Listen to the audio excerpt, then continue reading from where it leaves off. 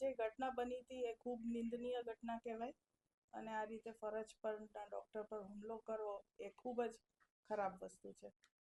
આ માટે FIR કરવામાં આવી છે અને એક તપાસ સમિતિની રચના પણ કરવામાં આવી છે, જેનો રિપોર્ટ આવે આગળ એક્શન લેવાશે. શું કારણ હતું આ મારવા પાછળ? શું એ સમિતિ અમને રિપોર્ટ આપશે એટલે ખ્યાલ આવશે. ડોક્ટરની કઈ તમે કીધી પ્રાથમિક આખી સમિતિની જે પણ રચના હોય ને એ સમિતિ એનો નિર્ણય લેશે. બેન, વારંવાર દર્દીઓ અને ડોક્ટરો વચ્ચે ઘર્ષણ થાય છે, તો હવે કઈ નવા નિયમો જાહેર કરવામાં આવશે? કારણ કે વારંવાર આ પ્રકારે વિવાદ સર્જાતા હોય છે. આ વખતે તો ફરિયાદ કરવી પડી છે, CCTV પણ સામે. હા, એટલે ઘણીવાર દર્દીને સમજાતું નથી હોતું કે ડૉક્ટરની કાર્ય પદ્ધતિ, અને દર્દી ઘણીવાર એવું થાય છે કે ડૉક્ટર્સને બી બીજા અર્જન્ટલી પેશન્ટ ટ્રીટ કરવાના હોય. દરેક પેશન્ટ માટે પોતાનું પેશન્ટ એ ઇમરજન્સી છે, પણ અમારા માટે ઇમરજન્સી ઇઝ વાઇટલી સ્ટેબલ.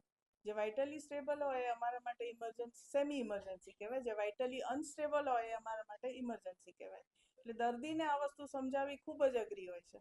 છતાં પણ કોશિશ તો અમારી ચાલુ જ હોય છે કે દર્દીને આ રીતે અમે પ્રોપર ટ્રીટમેન્ટ આપીએ. મેડમ, જે ડોક્ટરને માર માર્યો છે એની સાથે તમારે કઈ પ્રાથમિક વાતચીત થઈ છે કે શું?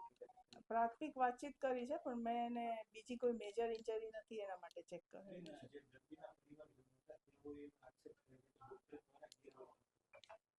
દર્દીના પરિવારે એવો આક્ષેપ કર્યો તો સમિતિ એનો નિર્ણય લેશે, સાચો છે કે ખોટો છે.